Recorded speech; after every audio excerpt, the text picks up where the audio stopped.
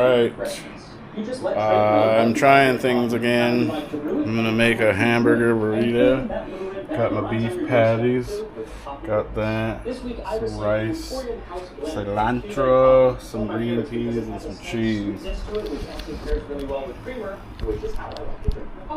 And they have hundreds of different roasts, so there is really something for everyone. I don't got very much countertop space, but I do what I can. So I'm just gonna put half of this bag up in here.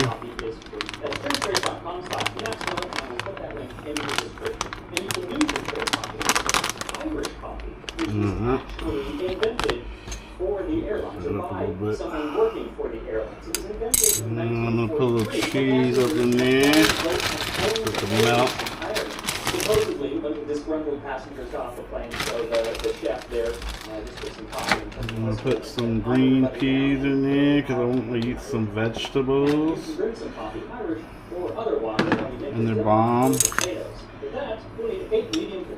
Love green peas. 2 cups, half and half, and then some salt and pepper and plenty of Parmesan cheese to cover the top. So first, mix the potatoes with the pimentos, and then add all of this has no salt in it, except for the rice has a little bit of salt. But I can't just not have any salt. So. Boom. So that's good. I got this stuff from the grocery store, cilantro and onions. Then take it out of the oven, up the oven to 400 degrees, sprinkle a bunch of Parmesan cheese to cover the top, and return it to the oven for 5 more minutes. Wish it had a little bit more cilantro, but oh well, I don't have to cut it. This is from the produce section. Now I'll put my 2 beef patties in there that I sliced up.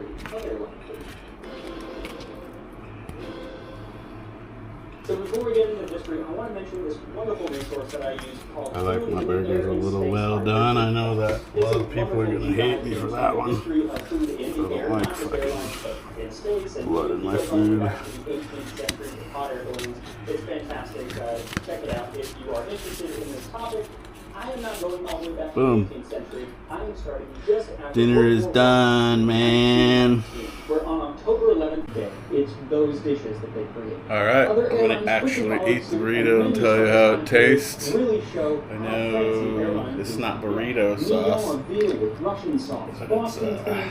but it's private selection black cherry barbecue sauce. I don't know if I'll like it, honestly. Haven't tried it, but I do like trying different sauce.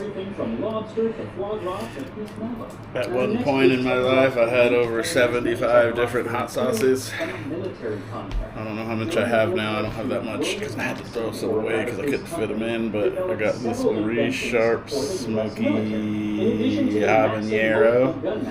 Freaking pretty good. His company developed the Maxim whirlwind oven, which by circulating the air in the oven would heat things more evenly and much quicker. Sick ass burrito. And it was designed to fit these meals called Maxim barbecue sauce first. Which was served on airplanes for the Navy and the Army during the war and afterward.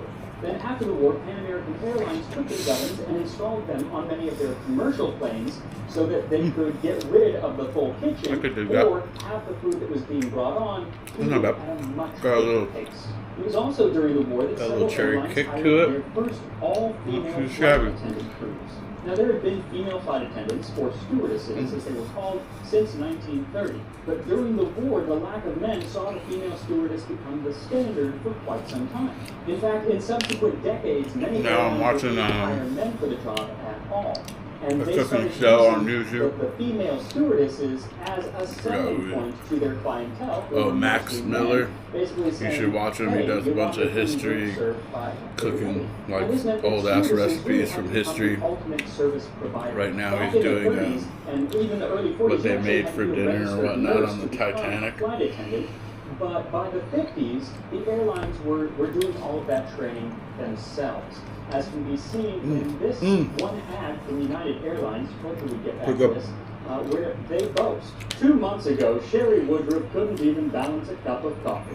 She was friendly, intelligent, and attractive, and wanted more than anything else to be a great stewardess. But then she My had house is a little. at United Stewardesses. My house is a little small. I got a little one-bedroom apartment.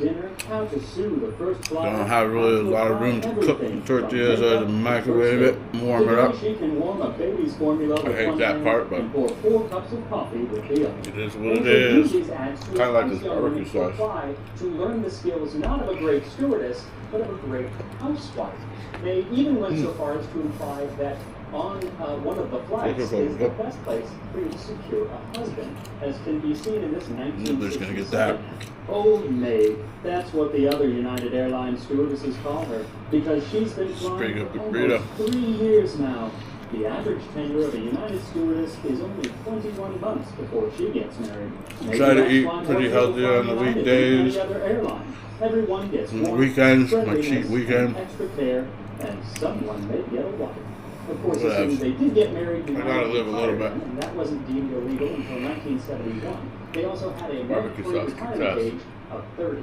Now, during the 50s and 60s, the airlines would actually use the stewardesses and the cuisine in tandem to sell passengers on their flights, especially with something they called theme flights. Like TWA had foreign accent flights. These were themed Italian, French, Old English, and Manhattan penthouse.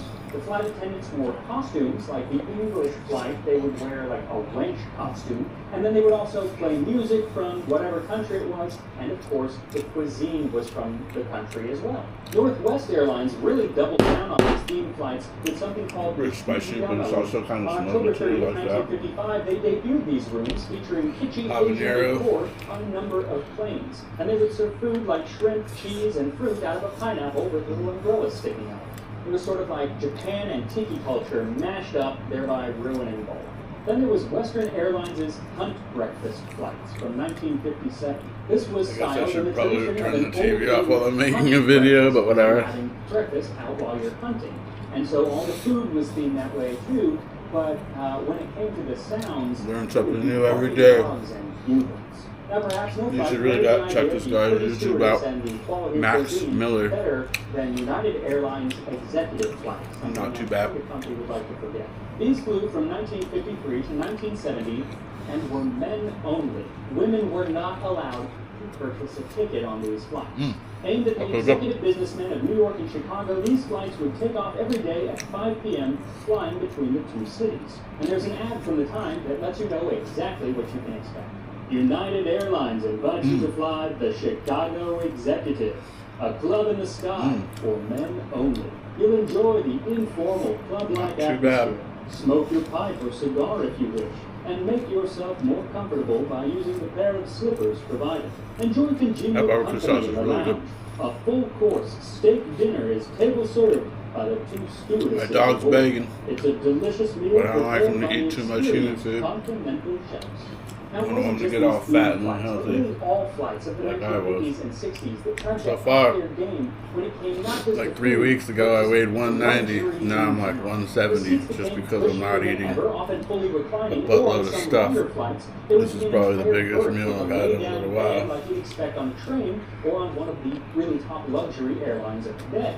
And this is Like where I it said, really became a spectacle. There was a TWA flight where they would roll a trolley down the aisle with a whole piece of cheat roast weekend, beef where they would so I can slice eat it what I off want. and be served roast beef au jus. And I can still feel satisfied. Other trolleys would include chilled seafood, Get that like dopamine lobster, hit from crab good legs. foods. There were fresh fruit trays, So good. salads, and charcuterie, and even a dessert cart where they would make a sundae right in front of you. Bring that back. Starting petition. Now, one of the most splendid setups for food actually came from Scandinavian Airlines, where they offered the Scandinavian country-style buffet during the late 60s, where they would carve out